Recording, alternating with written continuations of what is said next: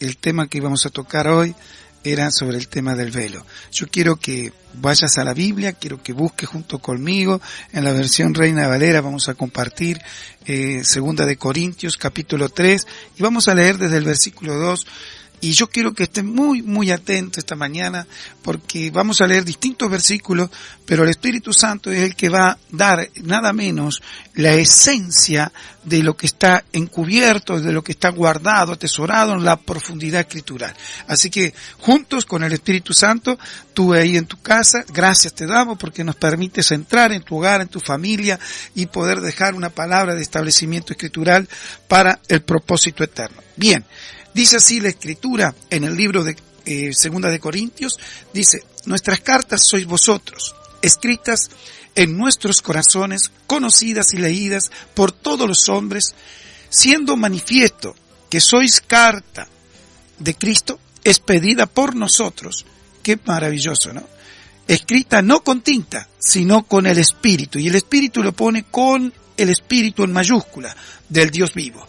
No en tablas de piedra, sino en tablas de carne del corazón. Bien, y tal confianza tenemos mediante Cristo para con Dios, no que seamos competentes por nosotros mismos para pensar algo como que viene de nosotros mismos, sino que nuestra competencia proviene de Dios, el cual asimismo nos hizo ministros competentes de un nuevo pacto, no de la letra, sino del Espíritu, porque la letra mata, mas el Espíritu vivifica. Bien, si el misterio, amado, de muerte grabado en las letras de piedra fue con gloria, tanto que los hijos de Israel no pudieron fijar la vista en el rostro de Moisés a causa de la gloria de su rostro, la cual había de perecer, ¿cómo no será más bien con gloria el ministerio del Espíritu? Bien.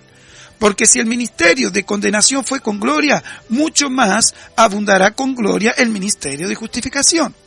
Porque aún lo que fue glorioso no es glorioso en este respecto, en comparación con la gloria más eminente. Porque si lo que perece tuvo gloria, mucho más glorioso será lo que permanece. Bien, así que teniendo, y aquí yo quiero que presten mucha atención, dice, así que teniendo la esperanza, usamos de mucha franqueza.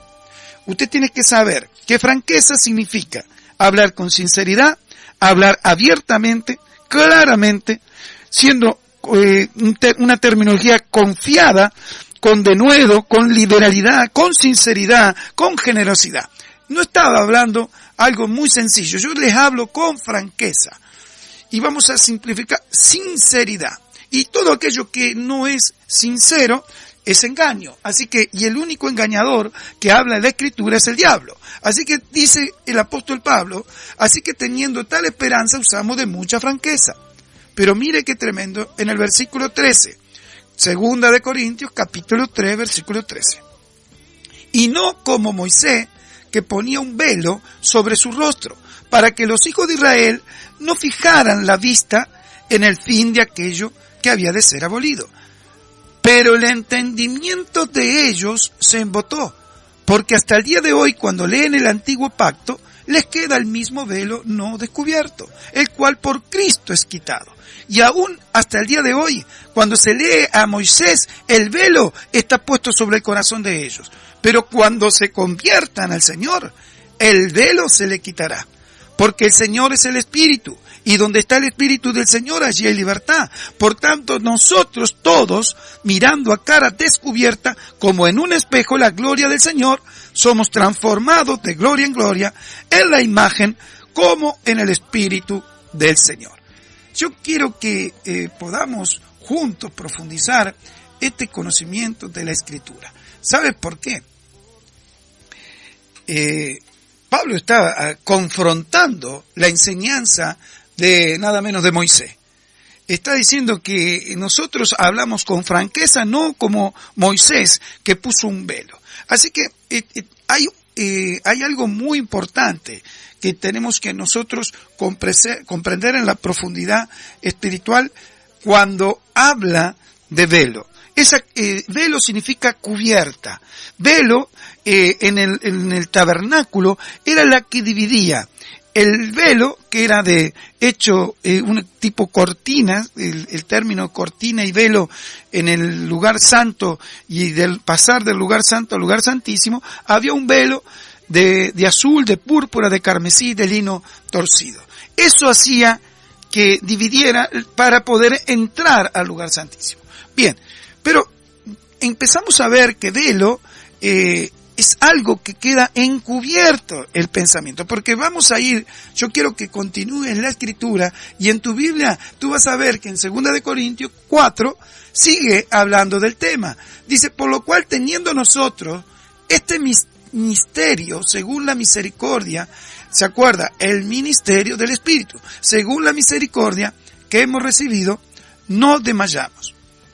Antes bien, renunciamos a lo oculto y vergonzoso, no andando con astucia, ni adulterando la palabra de Dios, sino por la manifestación de la verdad, recomendándonos a toda conciencia humana delante de Dios. Pero si nuestro evangelio, y aquí donde yo quiero llegar, si nuestro evangelio está aún encubierto, entre los que se pierden está encubierto. ¿Está entendiendo esto? Pero si nuestro evangelio está aún encubierto, entre los que se pierde está encubierto, en los cuales el Dios de este siglo cegó el entendimiento de los incrédulos, para que no les resplandezca la luz del evangelio de la gloria de Cristo, el cual es la imagen de Dios.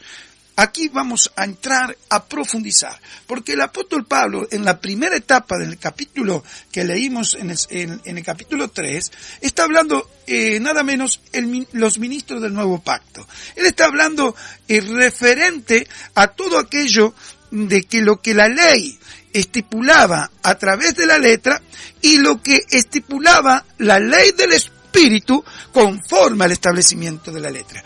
Que sin una y otra no pueden vivir, pero lo importante es que la letra tenga el Espíritu, porque el Espíritu sin letra no completa, así que la una y la otra se necesita, pero lo importante es que la palabra tenga espíritu, porque Jesús dijo, las palabras que yo he hablado tienen espíritu y son vida. Así que, amado mío, acá te debemos comprender algo en la revelación escritural, por qué el apóstol Pablo, que tuvo el privilegio, igual que Moisés, estar cara a cara con Dios. ¿Por qué cara a cara con Dios? Porque él estuvo en el tercer cielo y Dios le encomendó justamente el diseño correcto, que si bien se lo había dado en partes a Moisés, no había bajado la revelación en Moisés, o no había estado en mayor comunión para entender todo lo establecido en el tabernáculo. Porque el tabernáculo hay una figura profundísima de cada punto a la cual se nos abre el entendimiento del tiempo presente. Pero ¿qué pasa? Al no haber Moisés hablado con franqueza por impedimento, por ponerse esa cubierta, ese velo, porque resplandecía, y para que no miraran y pusieran los ojos en él, ese cubría, porque realmente cuando ella salía de la presencia y ya pasaban unos días, ese, vamos a decir, ese esplendor de su rostro, al cual quedaba fascinada la gente, el pueblo de Israel, se le iba disminuyendo. Eso vemos que él estaba perfecto lo que estaba haciendo Moisés, sí, pero hay algo que le deja en la encubierta de no permitir ver en la presencia lo que el Espíritu de Dios quería ver. La Shekinah de Dios quería hacer mostrar dentro del tabernáculo.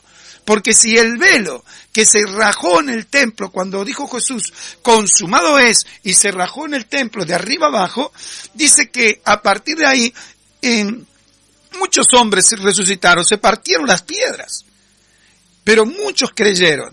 Y aún el centurión dijo, seguro este era el Hijo de Dios. Estamos viendo que cuando pasan acontecimientos en cuanto al velo, hay algo que ese velo que se rasgó es que nos abrió nada menos, sin tener otra intermediación solamente que Jesús, para poder llegar al Padre.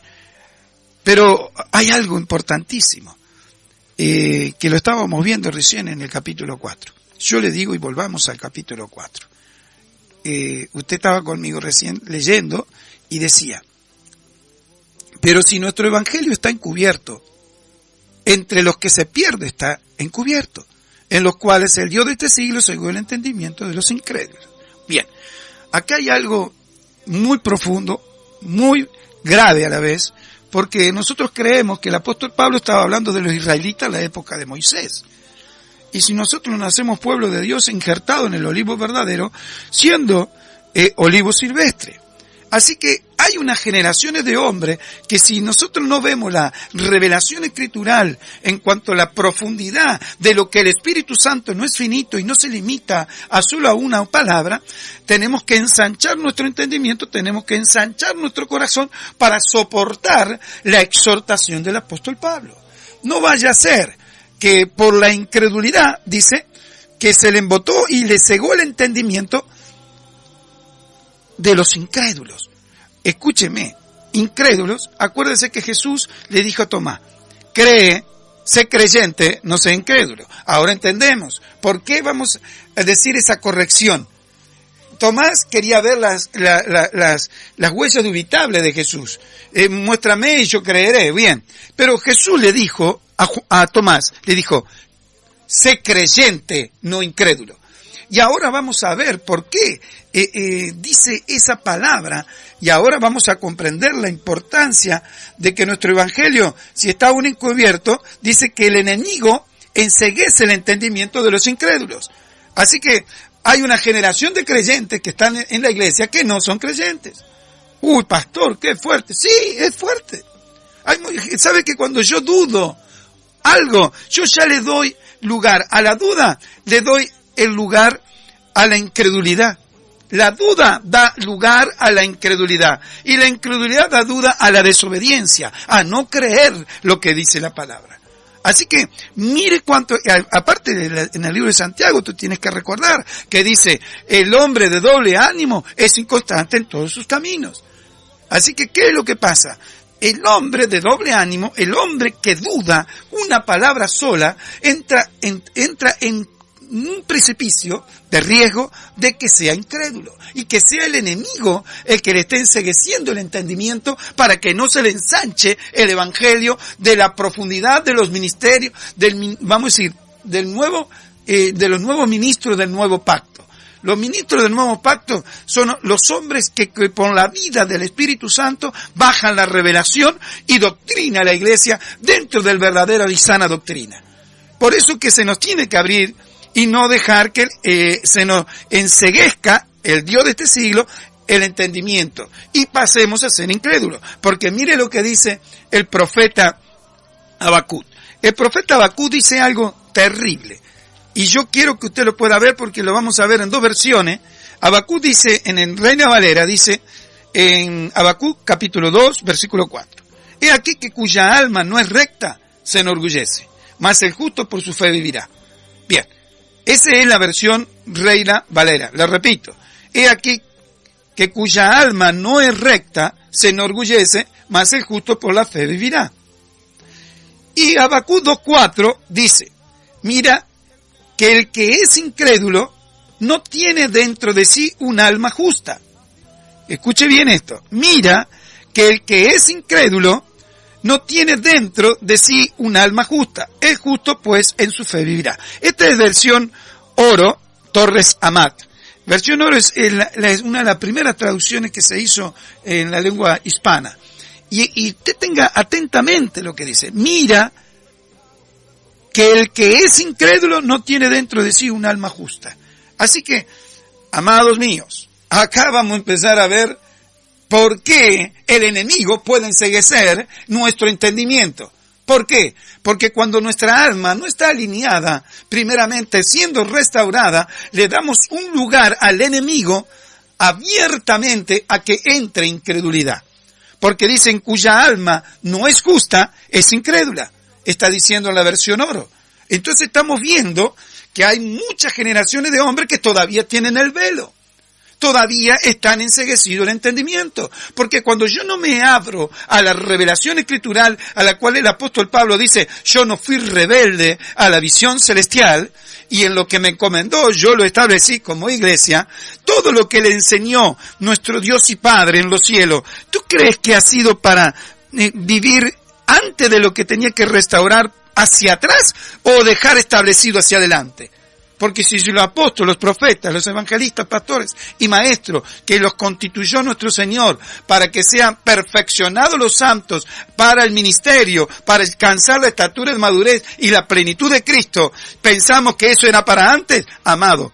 Se te tiene que revelar y abrir el entendimiento que eso es para que esta iglesia, la que el Señor quiere venir a buscar, sin los verdaderos fundamentos y principios escriturales, lamentablemente no se estará preparando para la venida inminente en secreto de nuestro Señor.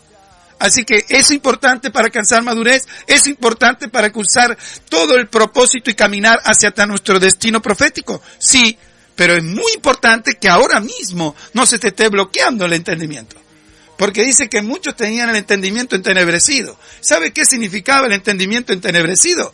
Es, en el original, significa en el griego eclipsado. Eclipsado, tú sabes que es un eclipse.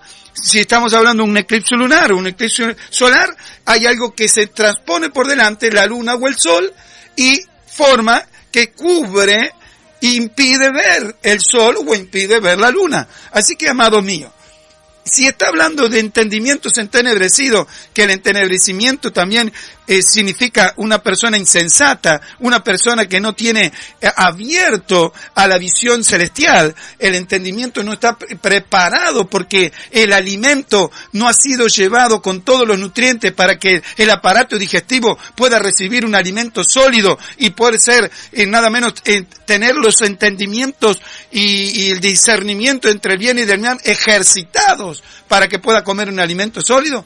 Aquí empezamos a ver que necesita la iglesia un replanteo totalmente desde los fundamentos para que podamos hacer crecer a la iglesia que tanto anhela a Dios. Dice, con amor eterno yo te he amado. Él nos anhela, pero debemos estar preparados. ¿Vamos bien hasta aquí? Así que, vio lo que decía, ¿no? Que el que es incrédulo no tiene dentro de sí un alma justa. Esto está en la versión oro.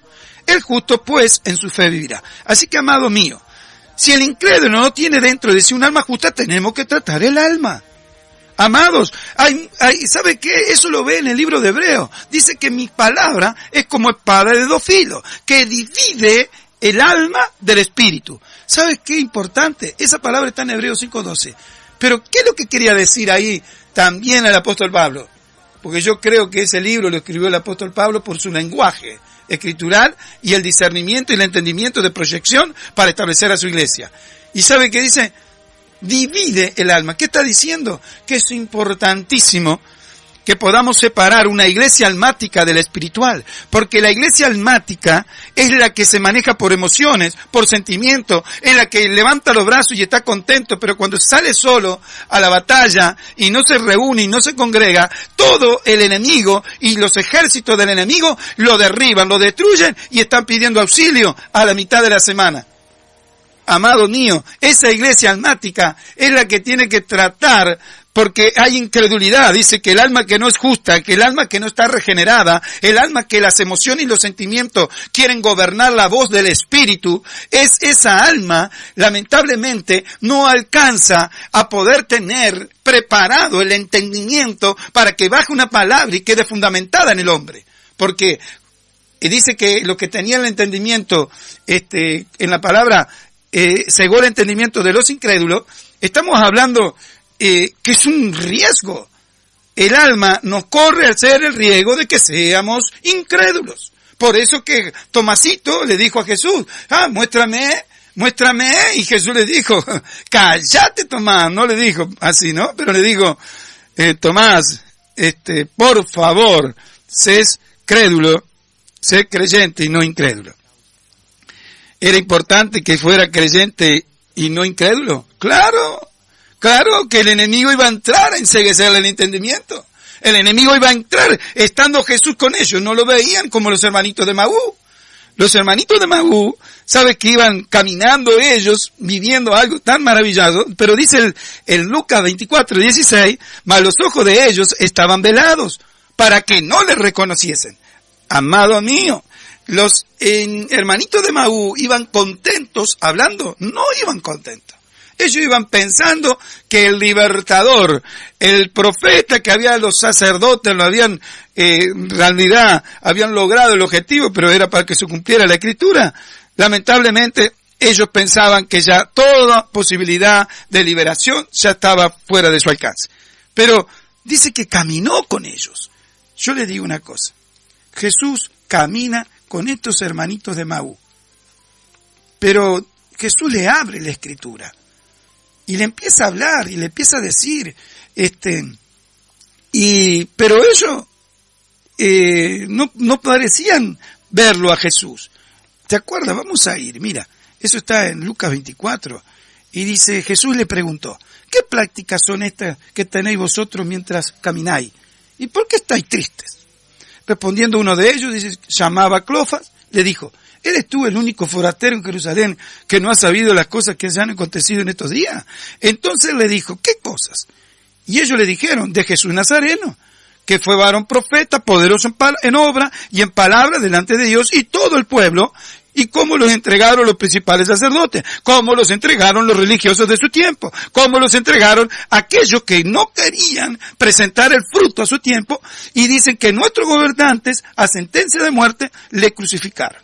Bien, todo dice, pero nosotros esperábamos que Él era el que había de redimir a Israel.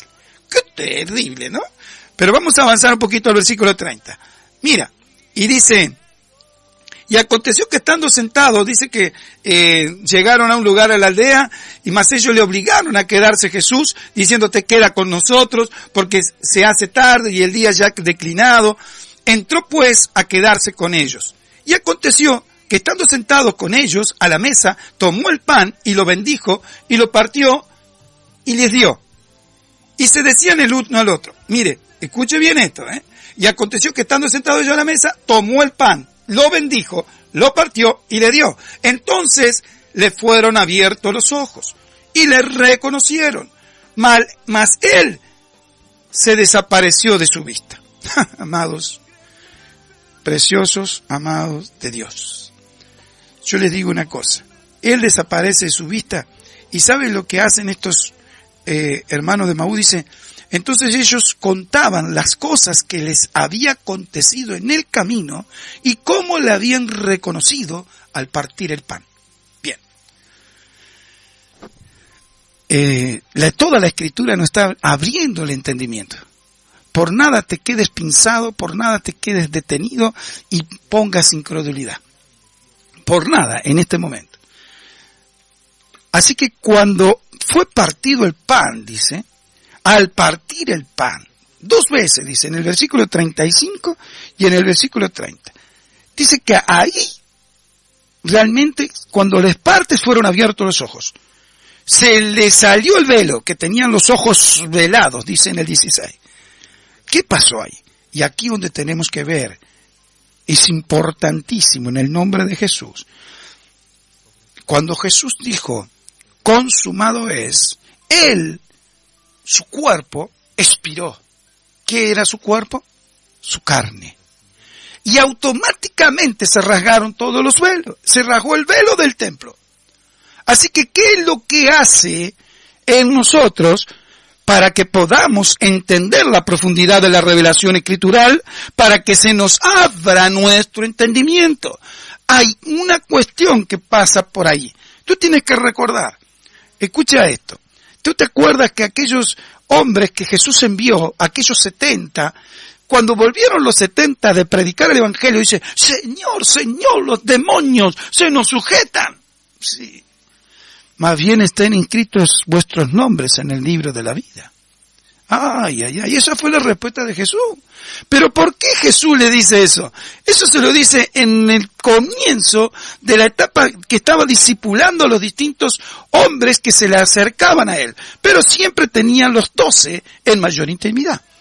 Pero habían muchos discípulos, y estos 70 fueron enviados. Esos mismos 70, en el libro de Juan, capítulo 6, versículo 55, vemos algo que aconteció. Jesús les enseña a todos los discípulos y dice, Juan 6, 55, porque mi carne es verdadera comida, y mi sangre es verdadera bebida.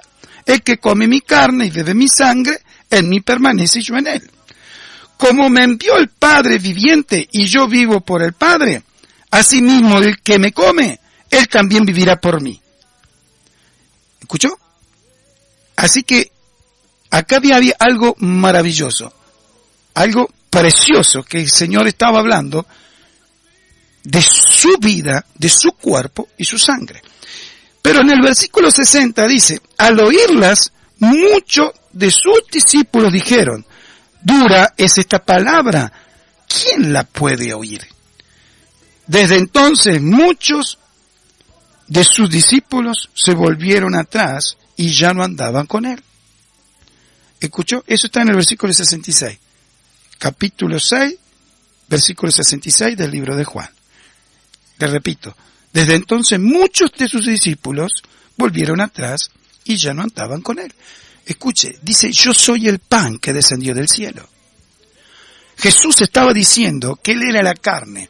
Si yo, amado mío, y aquí es donde yo le quiero llevar a la profundidad, ¿qué es lo que impide? Cuando viene una palabra escritural del cielo, viene una palabra reveladora del cielo, hay hombres que no están preparados para recibir una palabra de revelación, por cuanto su organismo, su aparato digestivo, apenas pudo disolver o trabajar en el proceso de la digestión algún alimento sólido, y no un alimento que lo preparara para el diseño correcto de la revelación escritural, porque hay misterios, secretos, tesoros escondidos en la escritura que se nos tiene que revelar, pero es con mayor intimidad, con mayor presencia de Dios. Por eso es que cuando llevó a la transfiguración, Jesús llevó solamente 3 de sus discípulos. ¿Por qué no llevó los 12? Porque esos 3 eran hombres que tenían mayor intimidad con el Padre. ¿Estamos bien? Así que, amado mío, que cuando se revela, baja una revelación, automáticamente rechazamos, y a Jesús lo rechazó. A Jesús lo rechazaron los discípulos que habían hecho liberación de demonios y estaban glorificando a Dios porque se obedecían y sujetaban los demonios a ellos. Jesús les dijo a esos hombres, les dijo, mejor es que estén inscritos vuestros nombres en el libro de la vida. Porque ya sabía Jesús que después, cuando viniera las profundidades de la enseñanza, bajara la revelación del cielo, Él como carne del cielo, como alimento del cielo, como el verdadero maná de los cielos, no como habían comido sus padres. Él quería manifestar la revelación de su cuerpo y de su sangre. Amados, cuando baja una revelación escritural, es cuando más tú tienes que demandarte tiempo en intimidad con Dios. No en un juzgamiento rápido, porque hablábamos de blasfemar contra el Espíritu Santo. Es lo único que Dios no perdona. Y si yo lo que te estoy hablando está todo bajo la Escritura, te demanda Dios, el Espíritu Santo mismo, te demanda que Él daría testimonio de sí mismo. Si no lo encuentras, tienes que buscar con temor reverente la presencia de Dios para que tenga las respuestas. Si no, no vas a estar preparada. Mira que cuando el apóstol Pablo dice, Moisés no habló con franqueza, pero algo terrible lo que aconteció, es hablar sin sinceridad. ¿Estamos bien? Pero ¿saben a quién le ocurrió eso? A un hombre que lo vamos a ver en la Escritura, y yo quiero que te invito en el libro, busca 1 de Samuel, capítulo 21, ¿Hola? ¿Sí? Muy bien. ¿Lo tiene? Ya lo tiene conmigo. A ver, 1 de Samuel. ¿Tú te acuerdas qué acontecía? Bien. Dice que vino David a Nob, al sacerdote Melec, y sorprendió a Melec de su encuentro y le dijo, ¿cómo vienes tú solo y nadie viene contigo? Yo se lo voy a abreviar. David estaba siendo perseguido por Saúl, que lo quería matar, y él sale sin ningún arma, y cuando va a verlo a Ahimelech, él le pide alimentos y le pide a ver si tenía una lanza, una espada. Eso lo vemos en distintos versículos. En el versículo 8, David dijo a Ahimelech, no tienes aquí en mano una espada, porque no tomé mi mano ni mi espada y mis armas, por cuanto el orden del rey era apremiante. Mire, aquí está. Acá está el mismo hombre, el mismo hombre que había sido ungido como príncipe de Israel, que todavía no se había posicionado como rey, porque Saúl ya había sido desechado por Dios, pero Dios estaba tratando en el espíritu de David todo el proceso y procesamiento para que después reinara David correctamente el pueblo de Israel. Pero ¿qué aconteció? Mire lo que dice, que había salido que por cuanto la orden del rey era premiante, él estaba huyendo del rey. Usted dirá, no quiso hablar mal del rey Saúl, pero él no habló con sinceridad, él no habló con franqueza. Mire lo que acontece. Y el sacerdote respondió, la espada de Goliat, el filisteo, el que tú venciste en el valle de Ela, está aquí. Pero está aquí. Escuche esto. Mire, él estaba pidiendo una lanza o una espada. Y dice, mira, que la espada con que mataste a Goliat está aquí. Pero, ¿dónde está? Está envuelta en un velo detrás del efod. Amado mío, tú sabes que la espada es palabra de Dios. Ese David, que con la unción de Dios ungido, sin tener ninguna estructura de pensamiento, derrota a Goliat y aún toma su espada y le corta la cabeza, esa espada tenía un velo. ¿Qué le quiere decir? Que automáticamente el hombre que no habla con franqueza, no le habló con franqueza al sacerdote, no le habló con sinceridad. Mire, sacerdote Ahimelech, yo estoy siendo perseguido por un mismo rey y no sé, que no tengo alimento, no tengo ni siquiera arma para defenderme. Él no le dijo eso. Lo encubrió a Saúl, lo guardó a Saúl. No. ¿Sabe qué hizo grave? Él no habló con sinceridad. Automáticamente, al no hablar con sinceridad, la espada, el que había tenido la mayor victoria para Israel, el hombre que a Dios lo había posicionado para que fuera rey y como príncipe, y mostrándose ya la investidura de Dios, que aún Jonathan, cuando vuelve con la cabeza en la mano de Goliat, le entrega su talabarte, le entrega su espada, su lanza, le entrega su manto, estaba dando una señal de reconocimiento y posicionamiento en el reinado de Israel. Y sabe que todo eso que aconteció, nada menos, era la gloria de Dios sobre David. Pero en cuando va a tomar la espada que le dio esa mayor victoria, tenía un velo encubierto y detrás del efod, que la figura del efod consultaban los hombres de Dios, consultaban a Dios por medio del efod. ¿Qué estaba diciendo ahí?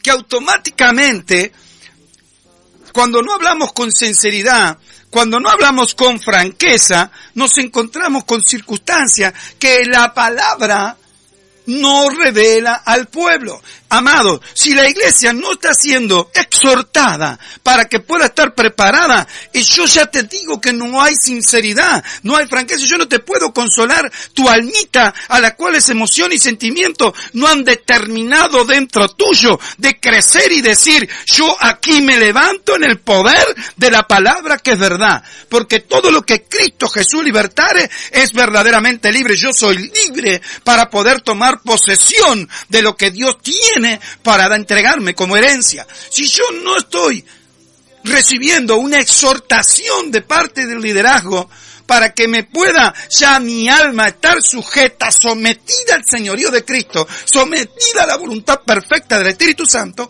entonces no está hablando con franqueza. No está hablando con sinceridad, porque el tiempo de la venida de nuestro Señor Jesucristo está a la puerta. Y si nosotros seguimos con esa fluctuación sin alcanzar una estatura de madurez, que se nos abra el entendimiento para que seamos hombres sensatos, con buen juicio, con esa actitud correcta delante del Padre, nos encontramos que estamos corriendo riesgo de tiempo. David vivió eso. ¿Sabe dónde lo ves? Y la respuesta te puedo decir que no habló con sinceridad. Porque murieron por responsabilidad de él 85 sacerdotes. Porque estaba Doeg, el edomita, y cuando le estaba entregando la espada y el alimento de los panes de la proposición. Otra cosa, ¿sabe qué alimento le dio Ahimelech? Era solamente el pan del sacerdocio. Ese alimento era el pan del sacerdocio. Usted tiene que recordar que enfrente de la mesa de los panes de la preposición está la menorá. La menorá tiene una inclinación, sus lámparas, que iluminan a la mesa de los panes de la proposición. Pero ¿sabe qué significa los panes de la proposición? Proposición es una ley como iniciativa, pero sin proyecto de gobierno. Así que, ¿qué es lo que le estaba dando de alimento? Era una ley con iniciativa, pero sin proyecto de gobierno. ¿Qué quiere decir? que ese alimento, sin la luz de la menorá, sin la luz de la presencia de Dios, es imposible que ese alimento tenga un buen fundamento para que la iglesia sea levantada con autoridad y poder y posicionamiento de gobierno. Así que estamos hablando de una cosa muy delicada, y yo te pido en el nombre de Jesús que el Espíritu Santo divino de Dios sea al que tú te sometas. Si tú no crees lo que estamos hablando en esta hora, estamos corriendo el riesgo que estás abriendo una puerta a la incredulidad. Y la puerta a la incredulidad es la que el enemigo te enceguece tu entendimiento. Por eso se quiebra ahora, se rompe ahora toda estructura religiosa de nada menos que impide que puedas ver tu tiempo profético y te tienes que levantar. No estoy enojado. Me enojo con el enemigo que quiere enceguecernos nuestro entendimiento. ¿Vamos bien hasta ahí? Por eso que, amado mío, tú tienes que recordar una cosa. Yo le digo en el nombre de Jesús. Si el velo del templo, cuando se rasgó en dos, se rasgó de arriba abajo, y dice la palabra que la tierra tembló, las rocas se partieron, se abrieron los sepulcros, amado, muchos cuerpos de santos que habían dormido, dice que se levantaron y salieron de los sepulcros. Escúcheme, vinieron a la santa ciudad y aparecieron a muchos.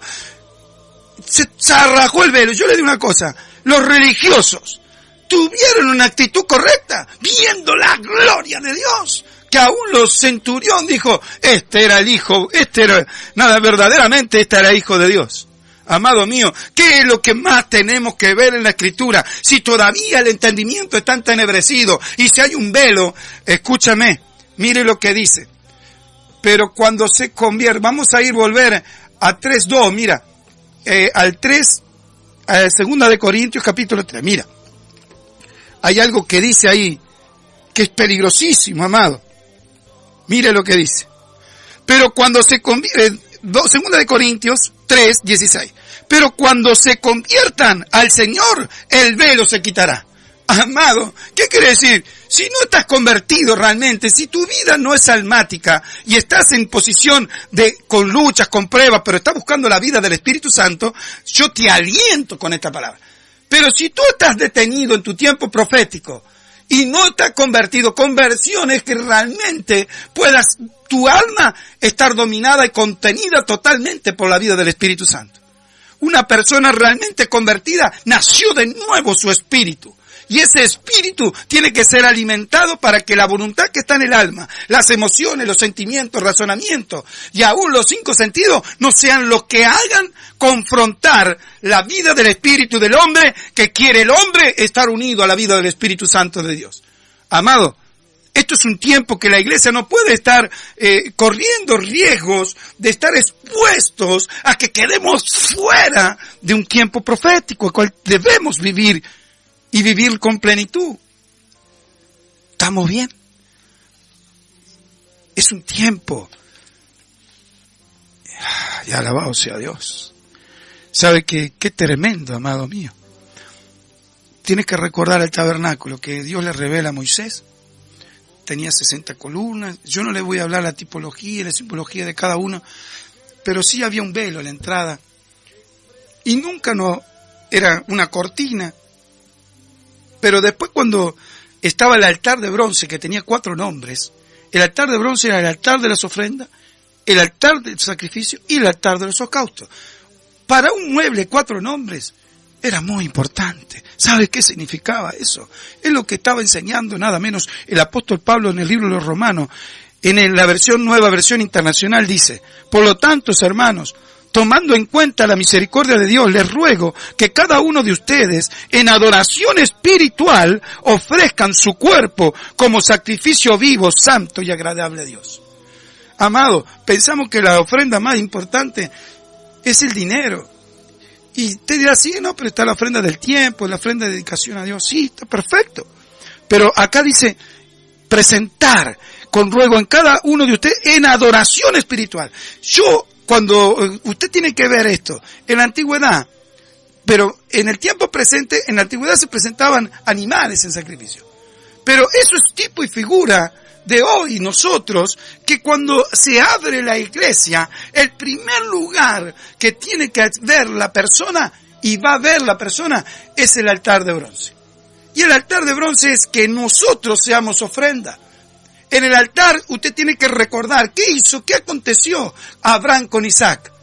¿Qué aconteció ese día? Se desató el propósito del padre de multitudes y se desató el propósito de Isaac. ¿En dónde? En el altar del sacrificio, que después de ser sacrificio iba a ser altar del holocausto. ¿Sabe que el holocausto significa aquello que asciende a Dios?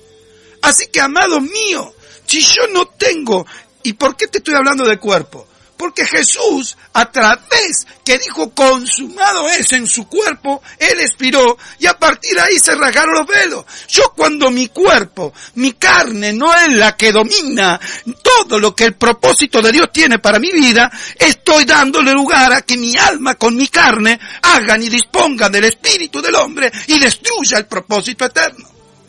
Así que, amados, es un tiempo que la iglesia necesita, que se debe despertar para el tiempo profético. ¿Por qué?